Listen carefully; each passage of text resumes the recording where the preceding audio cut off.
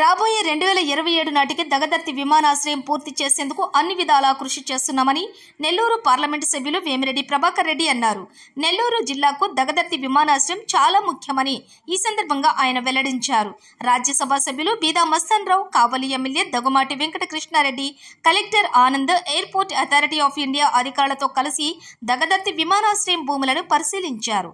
ఈ సందర్భంగా వివిధ అంశాలపై అధికారులతో ఎంపీ వేమిరెడ్డి చర్చించారు.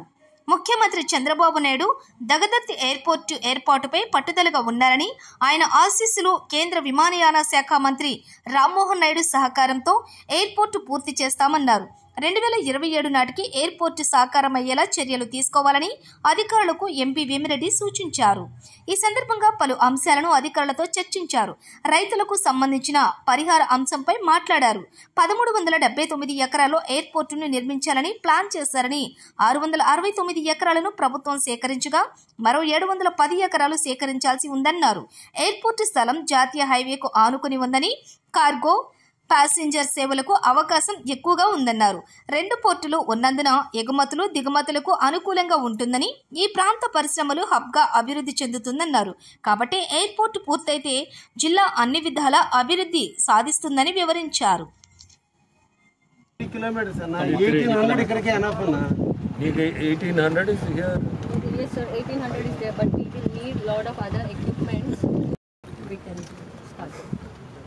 So you work on one thing. Yes, sir. The land is here. Okay. So you work in that direction. Okay. That the land is available. Yes, sir. What are the other constraints Yes, sir. We to have start an already airport? spoken to this.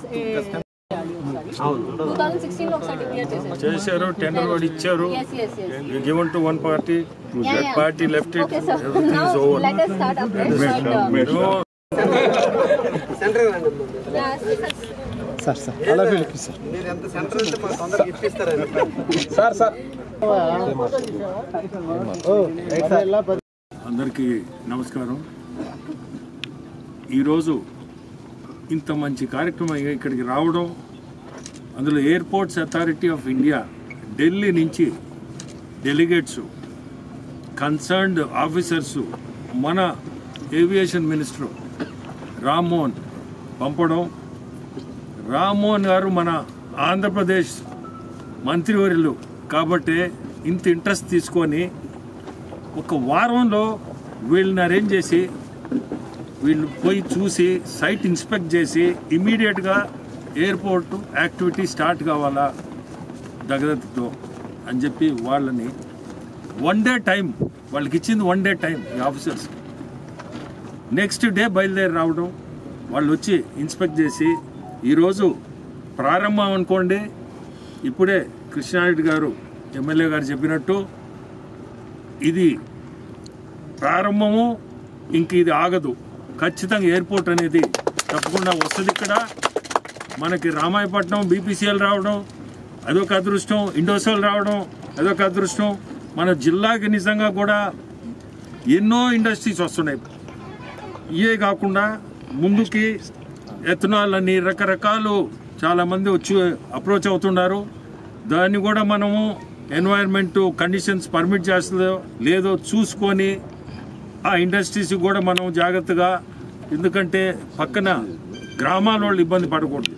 ఏదో ఒక industry వచ్చిందని చెప్పి గ్రామస్తులు ఇబ్బంది పడకుండా అది మంచి industry అయితే దాన్ని ఖచ్చితంగా ముందుకు తీసుకోవాలని ఈరోజు చెప్పాలంటే ఢిల్లీలో ఎన్డీఏ ప్రభుత్వం భాగస్థులుగా మనం ఉండబట్టి ఈరోజు ఈ పరిస్థితిలో ఉన్నాం. మనం ఈ ఎయిర్పోర్ట్ అనేది మనము చేయించుకోగలుగుతున్నాం.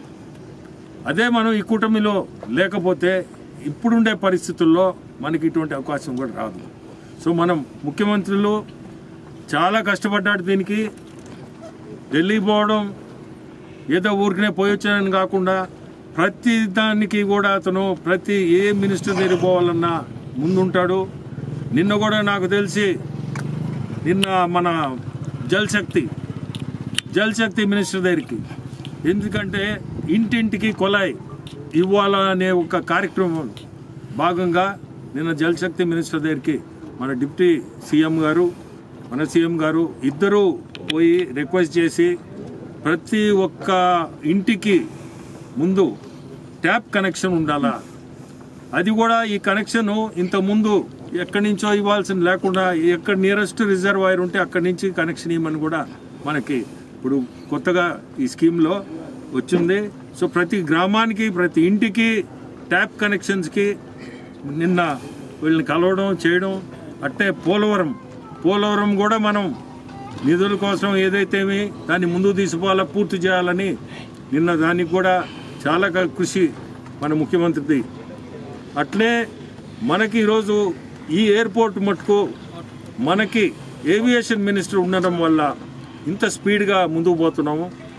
ఇప్పుడే ఎమ్మెల్యే గారు చెప్పినట్టు గ్రామస్తులందరూ కూడా దీంట్లో భాగస్తులుగా దీన్ని ముందుకు తీసుకుపోవాలని చెప్పి కోరుకుంటూ అందరికీ కూడా నమస్కారం.